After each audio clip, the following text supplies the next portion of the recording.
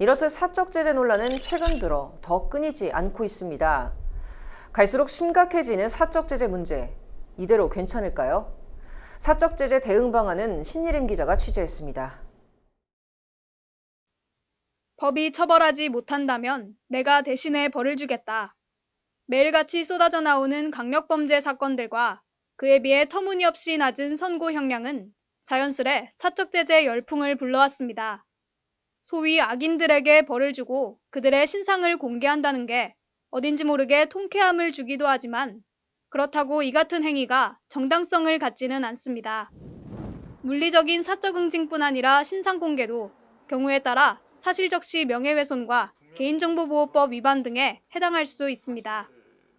형법상 명예훼손죄가 될 수가 있고 정보통신망을 통해서 사실적시 혹은 허위사실 적시를 하는 경우에 정보통신망법상 명예훼손죄 혹은 이제 개인정보법 위반이 해당할 수 있겠습니다. 사실적시 명예훼손죄는 이제 공공의 이익에 부합하는 경우에는 처벌하지 못할 수가 있는데 이제 이런 유튜버 분들이 개인 신상 공개를 하는 경우에는 공익 목적에 부합한다 이렇게 주장을 하는데 이 부분이 법원에서 많이 다투어지고 있습니다.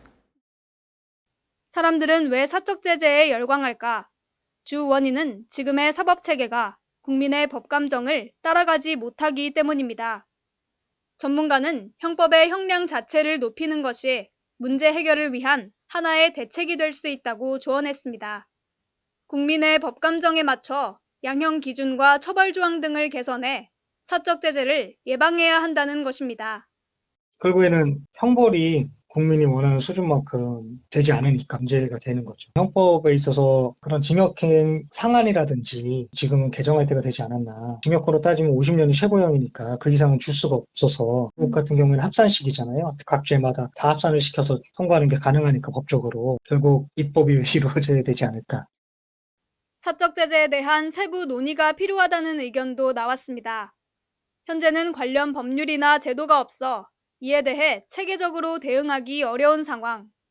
모호한 사적 제재의 범위를 명확히 하고 입법 등을 통해 구체적으로 규제해야 한다는 것입니다. 법에서 미비한 부분이 있어서 이제 국민들이나 이제 여론이 좀 그렇게 지지하시는 부분은 마음은 충분히 이해를 하지만 사적인 제재나 사적인 복수를 이제 무분별하게 허용을 하게 되면 선의의 피해자가 많이 발생할 수 있기 때문에 법원이나 수사기관을 통해서 처벌을 받게 하는 것이 맞지 않을까 싶습니다. 이런 무분별한 사적 제재가 이루어지지 않도록 좀 관련한 법규도 좀 강화되었으면 합니다. 법은 더 이상 피해자를 지켜주지 않는다. 국민의 사법 불신이 낳은 사적 제재를 막으려면 사법체계라는 울타리를 더욱 튼튼히 보완해야 할 것으로 보입니다. 법률방송 신예림입니다.